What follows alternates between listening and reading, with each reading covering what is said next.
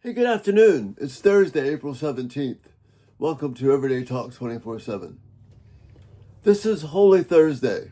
Some call it Monday Thursday.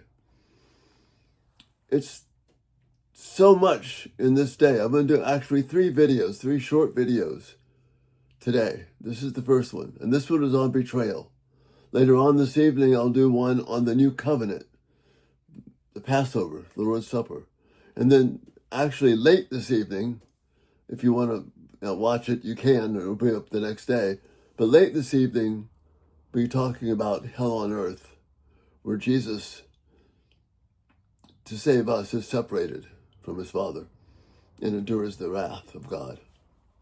But betrayal, that's the theme of this video, this first video, part one. And it's not just Judas and the 30 pieces of silver. We'll talk about that in just a moment. That's what the thumbnail portrays. But there's so much betrayal underlying this whole season.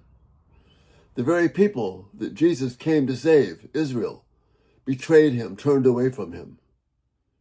The leaders of Israel, the religious folks, the scribes, the Pharisees, the people that knew the law backwards and forwards, perverted it for their own use and became angry with Jesus because he wasn't putting money in their pockets and honoring and worshiping them. So there's this undercurrent. They've been trying to find ways to minimize him, kill him, take him out, and now they're about to bring that to happen because they're scheming with Judas. But there's also the betrayal of those closest to him, of the men that he had drawn close to and cared for these 3 years of public ministry. Peter's is perhaps the most obvious because he denies Jesus early on Friday morning because he wants to save himself. But before that, Jesus cared for them, ministered to them, had the Lord's Supper with them, this final Passover, washed their feet. But when the time came, they all ran. Peter was the most aggressive, but they all ran away. John alone came back for the crucifixion the next day.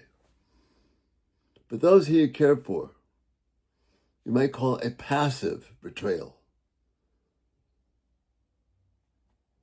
Judas, of course, is the most aggressive, not because Jesus didn't fit his political agenda. He didn't fit what he wanted Israel to become. And so he entered into this vile agreement with the religious leaders of the Sanhedrin and agreed to betray Jesus for 30 pieces of silver. The disciples, right after this time of the Lord's Supper, after their feet were washed by Jesus, get into a debate about which of them is going to be the greatest. And in the face of that betrayal, Jesus doesn't change in his commitment. He remains steadfast. Everyone close to him walked away. The people that he came to save, the nation, reviled him. And he knew this would happen, but on Friday, tomorrow, they're screaming for his death. They would rather have a criminal than have Jesus be saved. Knowing that he was going to have to go through this unbelievable punishment and separation from his Father. That's what we're going to talk about late tonight. Knowing that, he still goes through with the upper room, with the last Passover and the first Lord's Supper. He still prays for these apostles and for you and me who would also betray him. And he still prepares himself for what is coming the next day to honor his Father. In the face of betrayal, Jesus didn't turn. He remained faithful to his mission to bring honor to his Father in heaven. So that's the first part today. First video, betrayal. It's an ugly stain, but a reality on this Holy Thursday. And later on tonight, we'll talk about the beginning of the new covenant.